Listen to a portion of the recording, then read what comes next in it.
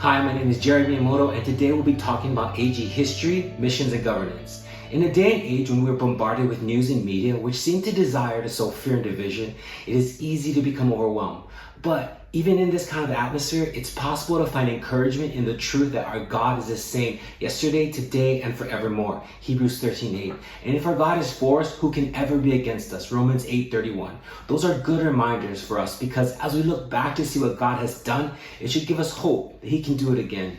In 1906, William J. Seymour arrived in Los Angeles, California, not to start a movement, but simply to pastor a small church. In spite of some early criticism and resistance, Seymour preached the message that the Lord gave him, baptism in the Holy Spirit and speaking in tongues as the initial evidence. As a result of Seymour's obedience, what began as Bible studies and prayer meetings at the homes of Edward Lee and Richard and Ruth Asbury quickly turned into a full-blown revival at 312 Azusa Street. With no other context, one might imagine Seymour to be a dynamic, charismatic speaker. But in reality, Seymour was quite the opposite. Arthur Osterberg said this of Seymour: he was meek and plain-spoken and no orator. He spoke the common language of the uneducated class. He might preach for 3/4 of an hour with no more emotionalism than that there post. He was no arm-waving thunderer by any stretch of the imagination.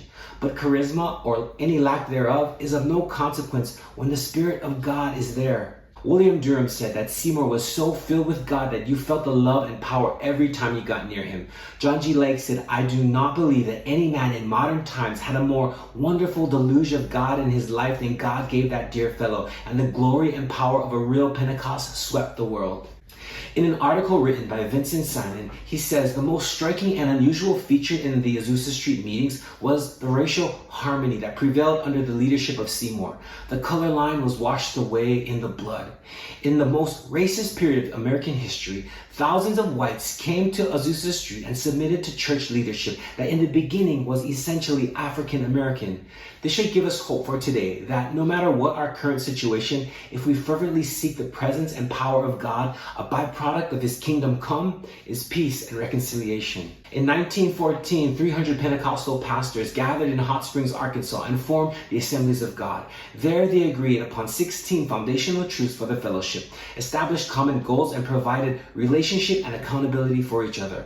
One core value they quickly established was to do as Jesus commanded and fulfill the Great Commission through missions. Today, AG World Missions has a presence in nearly every part of the world in the regions of Africa, Asia Pacific, Europe, Eurasia, and Latin America. We can attribute much of the AG success in foreign missions to courageous pioneers such as Lillian Trasher, who simply accepted an invitation to go to Asio, Egypt.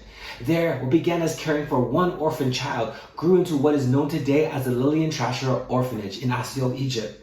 In 1954, Mark and Huldah Buntain arrived in Calcutta, India to serve for a 1-year commitment. They set up a tent on a vacant lot and began preaching the gospel. One day a man interrupted and said, "Preacher, feed our bellies and then tell us about a God in heaven." God used that interruption to start a feeding program, which is now part of Calcutta Mercy Missions and serves thousands of people, mostly children, every day. What began as a 1-year commitment turned into a lifetime of service. Today, the Buntain Foundation continues to serve the people of Calcutta by providing accessible health care through foundation projects such as Mercy Hospital, Mercy School of Nursing, Hope Academy, which is a 2-year clinical nursing program for at-risk disadvantaged girls, and many other rural and urban clinics. The Buntains also established an Assemblies of God in Calcutta, which today has close to 4,000 weekly attendees. There are so many other great works like these in AG missions, but there is also still so much work to be done in the U.S. and abroad. To fulfill the Great Commission, AG World Missions are driven by these 4 values. Number 1, reaching. Our commitment is that under the guidance of the Spirit, we will expend every effort through every effective means to proclaim the message of Jesus to those who do not know Him. Number 2, planting. We believe that sustainable growth in the kingdom rests on the planting of healthy churches. The Spirit-reliant church flourishes as it depends on the Spirit to empower its work among its local context. Number 3, training. Assemblies of God World Missions train spiritual leaders to serve effectively as pastors, evangelists, teachers, and missionaries. Following the discipleship patterns of Jesus Christ and the early church, we train local leaders to undertake the Great Commission. And number 4, serving. We partner with local believers and churches to serve poor and suffering people with the compassion of Christ and invite them to become His followers. In terms of AG governance, Christ is recognized as the head of the church. He is supreme, and His life is the pattern for all ministry and conduct of the church. Next, we have an elected leadership. The pastor is elected by the local congregation. He leads through preaching and teaching of the word as well as by example. A board of deacons is elected to assist the pastor in spiritual matters and to help conduct the business and operation of the church.